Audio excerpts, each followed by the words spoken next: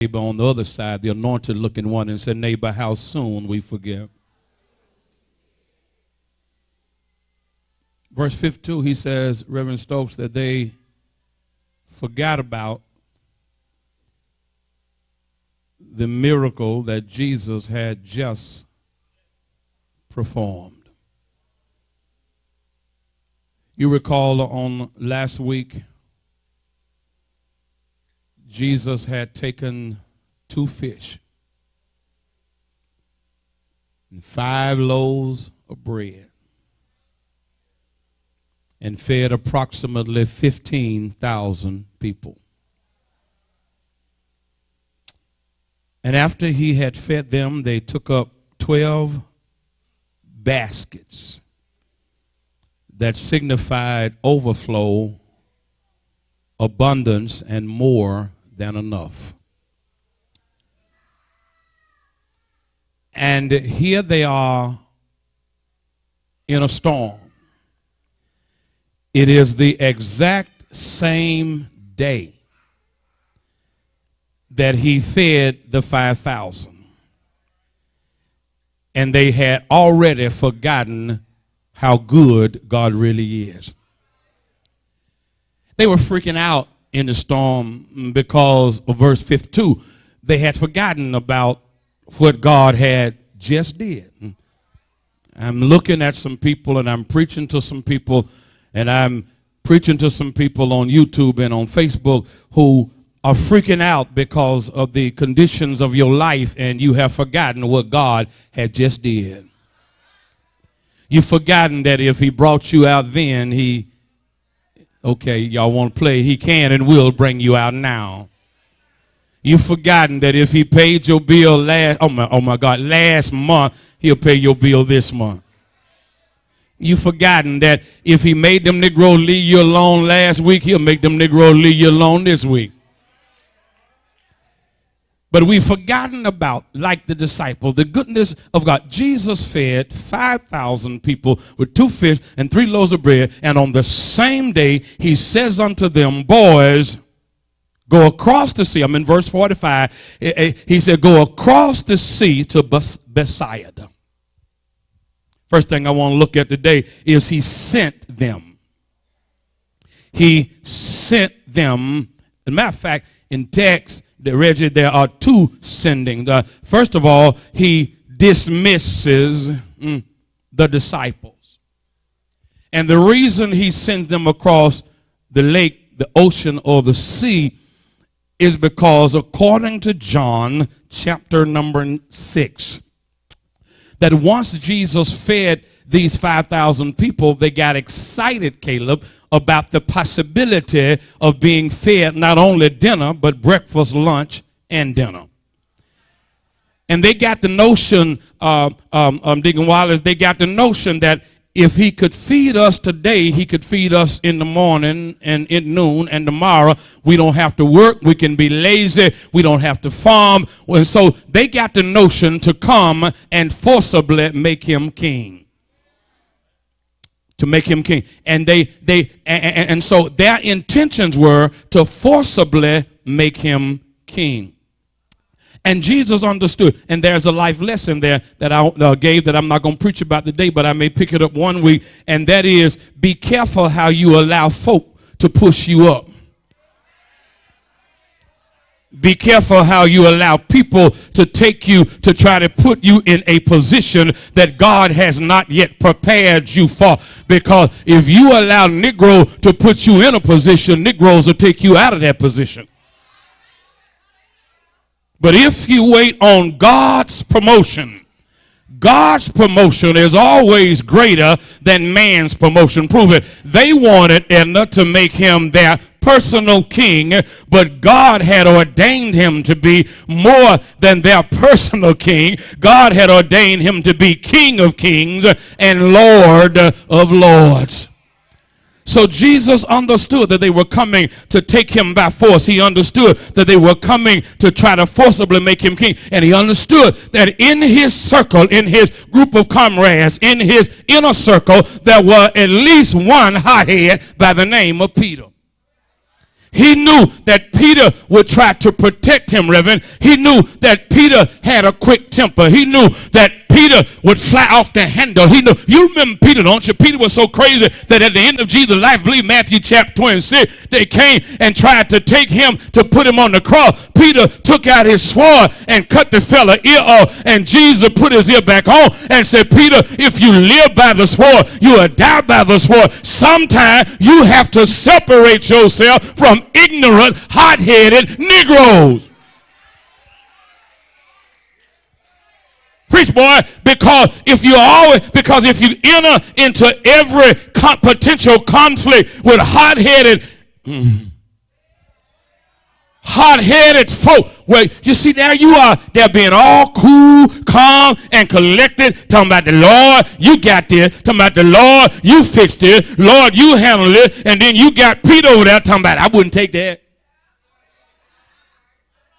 If I were you, I wouldn't take that. If I were you, I wouldn't do that. If I were you, where you ain't me, I don't handle situations the way you handle it. But let me put a pin there. Can I help somebody? Yes, 9 out of 10 times you need to dismiss them ignorant Negroes. But can I just get real with you? There are situations and times in life where you need to have some contrary, ignorant Negro walking by your side, because if you're not careful, you'll be trying to be all Miss Goody Two-Shoe, and folk will walk on you like a welcome mat. Everybody needs a Madea in their lives. Everybody needs. Don't you remember the movie about Madea, where the lady husband had done all this running around on her, and she in the house being real cute, talking about, child, I take this, I take that, I take that. And Madea got her saw and said, I tell you what we're going to do. We're going to cut this foolishness up. You take that hair, he take that hair. Slap somebody and say, you need a Madea every now and then. You need a Madea every now and then. You need a, okay, I'm about to get in trouble. But every now and then, you need somebody that'll cuss them Negroes out. You can't do it, but every now and then, you need somebody that will tell them Negroes where to go, how to go, when to go. I wish I had my crowd in here.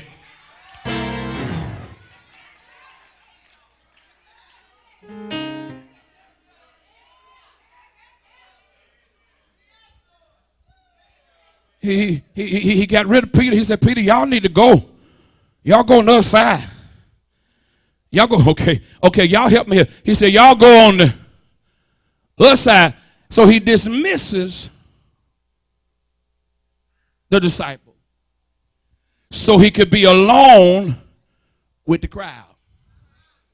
Crowd coming to take him by force. And he understands. And so he sends the crowd home. And he sent the disciples across the sea. The book uses a very interesting word here. He says, I'm in verse 45. He says he constrained them. That word means he commanded them. He forced them. And if I know Peter like I think I know him, they were in an argument. Preach, boy. Jesus said, y'all go cross a sea because I need to handle this situation all by myself. And Peter said, no, Lord, no, it ain't going to happen. If you don't go, I don't go. And Jesus said, no, get on. I got this. I don't need you to be hot-headed. I got to be calm, cool, and collected. I don't need you cussing nobody out. I don't need you exacerbating the problem. I don't need you making the situation worse. Peter, go cross the sea. He said, I ain't going. Jesus said, Peter, get your butt in the boat and go. He constrained. Yeah, boy, I wish I had my crowd. He said, and so Peter get in the boat with the boy. He said, okay, I'm going. And so he sent them, and then the Bible says Jesus goes to pray. Okay, y'all might quiet. Y'all might quiet. You know, if Jesus prayed, why you ain't praying? Luke 18:1 said, man, I believe I heard him say, Bernice, a man ought always pray. I believe Jesus said, my house shall be called the house of. Huh? Huh? Much prayer, little prayer, no prayer, no power. So the boy, he sends him away, sends the crowd away, and he goes to pray. In verse 46 now. Then in verse 47, in verse 47, he sees them. So he sends them, that's point one. Now he sees them. I ain't making up. Let me come see. Y'all look at me like I'm making this up. Look at the text. He said, verse 48, and he saw, everybody say he saw them. Okay, I need you to understand, it's the fourth watch of the night. Dr. Holloway, I need you to understand that the Jew divided the night into four watches. 6, 9, 1, 9, 12, 12, 3, and 3, 6. So the fourth watch would have been from 3 a.m., 6 a.m. And so Jesus looks at 3 in the morning. It's storming, it's raining, the wind is blowing, it's dark, and Jesus can see them in the storm. Okay, I'm preaching to some folk. They're going through a storm, and the devil has convinced you that the Lord doesn't even know about it. Can I help you today? God sent you purposely. Woo! In that storm. He's omnipotent. He knows everything. He's there. He got all power. He's omniscient. He knows everything. So if God allows you to go through a storm, if God tells you in verse 45, go across, and then in 48, you're in a storm, I believe he's sending you in the storm. But the point I'm trying to let y'all see is he sees you. Somebody shout, he sees me.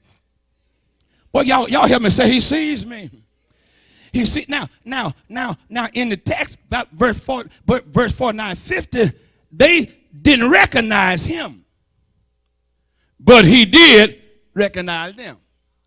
Preach, Betty Brown, older boy. And the reason he recognized them and they didn't recognize him is because he was walking in faith and they were walking in fear. Verse 52, they had forgotten about the 2 fish and the 5 loaves of bread, and when you start forgetting how good God has been to you, that's when you start walking in fear and not recognizing the presence of our God. God ain't giving you no spirit. Help me here, somebody. God ain't giving you no spirit of. Look at somebody and say, I ain't never scared. Come on, don't lie. Hunch him and say, I ain't never scared. Because I know whose I am, man. I know who. Matthew 10, 29, 31, Jesus said, in essence, a sparrow don't fall from the sky. And I don't know about it. He said, the number of hair on your nappy head,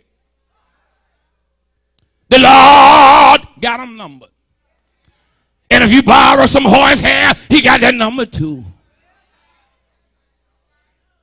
Because he knows every. Boy, I'm preaching, Ben, y'all talking. He sees them. He sees them. Psalm 121 and 4. And his eyes are on you. Isaiah 43 and 2 says the same thing. That God is watching. Come on, y'all. Is there anybody in here understand that God has his eyes on you even though you're in a storm? Marcus Deacon Jackson, that was a story about a little boy.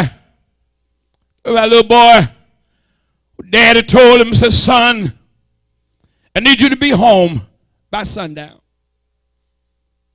The boy went on out to play, riding his bicycle and playing with his friends. And just as the sun began to set, little boy got on his bike and started home, trying to make it home to his daddy. But as he was going home, Mary and Ann, some little boys ambushed him. While he was trying to make it home, some little boys jumped on him and they skinned up his nose. They blooded his nose and skinned him up and beat him up. And finally night came and the little boy walked in the door. Sad, hurt, pain, hurting, beaten, robbed. And just as he was about to tell his daddy, apologize for being late, Daddy said, son, don't tell me no more. He said, I was in the upper room looking out the window, and I saw you when you tried to be obedient. I wish I had somebody here that's just trying to make it. You ain't all you want to be. You ain't all God wants you to be, but you thank God you ain't all you used to be. Is there anybody in here that's just trying to do his will? He said, well, I saw you when you got on your bike trying to get home. He says, I saw you when they jumped on you. I saw you when they ambushed you. I saw you when they were fighting you. He said, Dad, you saw that and you didn't do anything. He says, son, I had my eyes on you, but I wasn't going to let them harm you. He says, it's because it's the fight that brings out the strength. And it is this, oh, I wish I had somebody in here. It is the storm that produces the strength. It is the pain that produces promotion. I wish I had somebody in here that thank God for everything that you've gone through. You don't want to go through it again. You don't want to feel it no more. But it is the times where you were at your lowest did you see God the most. I wish I had somebody in here that's been through hell and high water and thank God for the hell and the high water because it made you who you are today. It strengthened you to your faith where you are today. And if you handle that, I wish I had somebody in here that understand if you handle that, suddenly you can handle this. When that Negro broke your heart because you thought he loved you and it turned out he was loving somebody else, if you survived that, I tell you, you will. 52 said they forgot about the loaves. Are y'all even in the house? 52 said they forgot about the fish. And yeah, they had forgotten about the Lord. So the Lord seized them in this storm. He sent them. He sealed them. But then, I like 48, he shows up. Now this shout material here, because I'm about to tell you, when he send you, he'll see you. And when the storm is raging, he will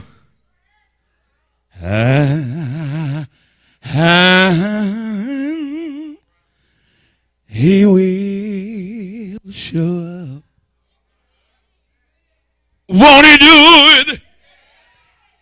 Oh my God. I said, won't God show up? Somebody said, now what did he shows up? Snap your name and say, he'll show up. I'm in verse 48. He shows up, Laderica. He shows up, Marcus. He shows up, Reverend, walking on water. He walking that which everybody else was sinking in. The Lord walking on that which everybody else is afraid of, scared and freaking out, the Lord said, I'll put your fears under my feet.